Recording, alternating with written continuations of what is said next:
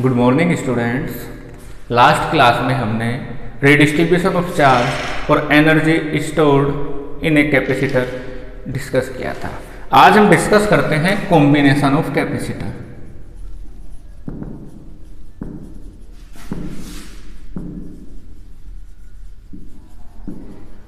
सबसे पहले हम डिस्कस करते हैं सीरीज कॉम्बिनेशन। हमने मान लिया कि हमारे पास ये दो कैपेसिटर हैं, एक C1 जिसकी कैपेसिटेंस है और दूसरा कैपेसिटर जिसकी कैपेसिटेंस C2 है। दोनों को मैंने सीरीज में कनेक्ट कर लिया। इनको कनेक्ट करके इनको जोड़ दिया एक सेल से और ये एक सर्किट कंप्लीट कर लिया। इस सेल का पोटेंशियल डिफरेंस V मान लिया। इस पहले कैपेसिटर की कैपेसिटेंस C1 है और दूसरे कैपेसिटर की कैपेसिटेंस C2 है। मैं मानता हूं कि पहले कैपेसिटर के एंड्स के बीच का पोटेंशियल डिफरेंस V1 है और दूसरे कैपेसिटर के एंड्स के बीच का पोटेंशियल डिफरेंस V2 है। अब इस सर्किट में जैसे ही चार्ज फ्लो होना स्टार्ट होगा, ये पॉजिटिव टर्मिनल, ये नेगेटिव टर्मिनल, इधर से इलेक्ट्रॉन पास होना स्टार्ट होंगे। मैं मान लेता हूं कि यहां पर ये 4 इलेक्ट्रॉन आ गए। समझाने के लिए एक नंबर मैंने पर्टिकुलर मान लिया कि 4 इलेक्ट्रॉन आ गए। तो इंडक्शन की वजह से यहां सामने कैसा चार्ज आ जाएगा, यहां पर आ जाएगा इतना ही चार्ज, सेम मैग्नीट्यूड का लेकिन अपोजिट। तो इंडक्शन की वजह से इधर नेगेटिव चार्ज सेल से आया और यहां पॉजिटिव चार्ज आ गया, और यहां पर नेगेटिव चार्ज इंडक्शन से, यहां पर पॉजिटिव चार्ज। तो बेसिकली मैं ये बताना चाह रहा हूं कि सीरीज कॉम्बिनेशन में कैपेसिटेंस C1 और C2 दोनों पर चार्ज क्या होगा, चार्ज सेम होगा। दोनों का पोटेंशियल डिफरेंस डिफरेंट होगा। तो चलिए हम कैलकुलेट करते हैं पोटेंशियल डिफरेंस अक्रॉस C1। जो ये C1 कैपेसिटर है, इसके एंड्स के बीच में पोटेंशियल डिफरेंस कहां से कैलकुलेट करेंगे? बेसिक फॉर्मूला कैपेसिटेंस का क्या है, C equals to Q upon V। यहीं से V कितना आ जाएगा, Q अपॉन C। तो C1 के लिए V1 equals to Q upon C1। Potential difference across C2। Capacitor second के लिए कितना पोटेंशियल डिफरेंस है उसके एंड्स का, Q अपॉन C2। अब यहां पर ये जो V1 और V2 है, ये किसने प्रोवाइड किए, इस सेल ने। इस सेल का जितना नेट पोटेंशियल डिफरेंस है वो इसके एंड्स के पोटेंशियल डिफरेंस और इसके एंड्स के पोटेंशियल डिफरेंस के सम के इक्वल होगा। तो V इक्वल्स टू क्या हो जाएगा, V1 प्लस V2। V की वैल्यू पुट करते हैं, कितना, Q upon C, Q upon C1, Q upon C2। Q upon C equals to Q ले लेते हैं common, 1 upon C1 plus 1 upon C2। Q से Q हो गया cancel, 1 upon C equals to 1 upon C1 plus 1 upon C2। ये हमारे पास आ गया formula किस चीज का, कि जब एक से ज्यादा कैपेसिटर्स सीरीज कॉम्बिनेशन में हो तो उनका नेट कैपेसिटेंस ऐसे निकाला जा सकता है। नेट कैपेसिटेंस का रेसिप्रोकल किसके इक्वल आएगा, सभी कैपेसिटर्स की अलग अलग कैपेसिटेंस के रेसिप्रोकल के सम के इक्वल आएगा। अब हम यहीं पर दूसरा कॉम्बिनेशन देखते हैं, पैरेलल कॉम्बिनेशन।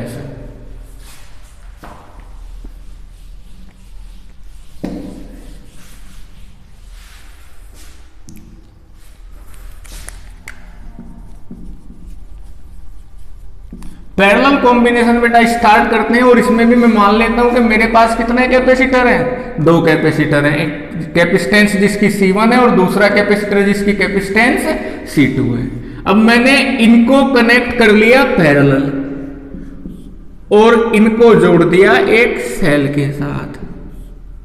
अब आपको 10th में भी पता होगा, नहीं पता है मैं बता देता हूं कि पैरेलल कॉम्बिनेशन में क्या चीज सेम होती है, पोटेंशियल डिफरेंस सेम रहता है। मैं मान लेता हूं सेल का पोटेंशियल डिफरेंस V है, तो इस कैपेसिटर C1 और C2 के एंड्स के बीच का पोटेंशियल डिफरेंस भी कितना होगा, V होगा। पैरेलल कॉम्बिनेशन में क्या सेम रहता है, पोटेंशियल डिफरेंस। और सीरीज कॉम्बिनेशन में अभी आपको बताया था क्या सेम रहता है, चार्ज सेम रहता है। तो यहां पर बस ये 2 बात आपको याद रखनी है। सबसे पहले कि सीरीज कॉम्बिनेशन में charge stored on each capacitor is always same, and in parallel combination potential difference across the ends of each capacitor is equal to potential difference of cell या potential difference between terminals of cell। Clear हुआ यहां तक? अब इसके बाद हम यहां पर देखेंगे कि चार्ज यहां पर डिफरेंट चला जाएगा। यहां जाने के बाद इलेक्ट्रॉन्स फ्लो हो रहे हैं, कुछ इलेक्ट्रॉन इस आर्म में आ जाएंगे, कुछ इलेक्ट्रॉन उस आर्म में चले जाएंगे। मैंने मान लिया कि पहले कैपेसिटर के पास कितना चार्ज स्टोर हुआ Q1 और दूसरे के पास स्टोर हुआ Q2।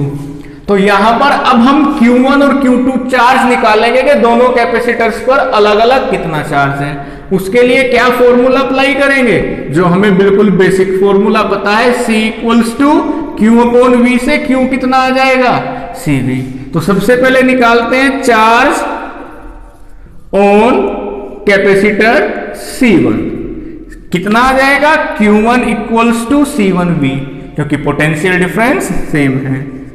चार्ज ऑन C2 यानी कि charge on capacitor of capacitance C2 कितना हो जाएगा Q2 इक्वल्स टू C2V।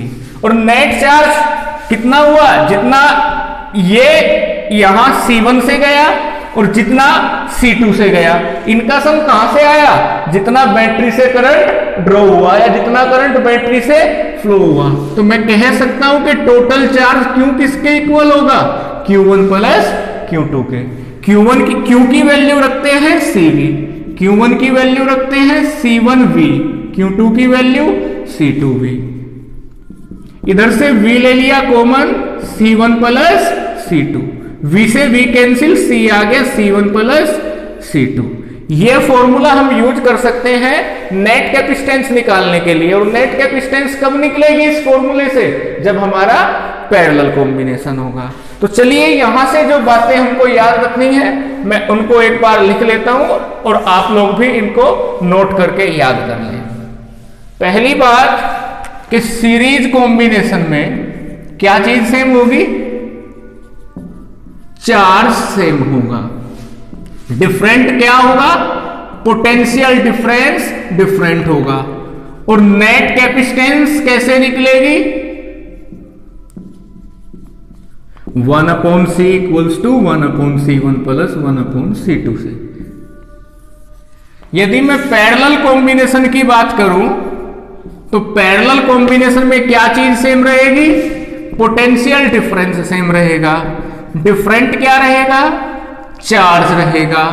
और नेट कैपेसिटेंस कैसे निकलेगी, C equals to C1 plus C2 इस फॉर्मूले से।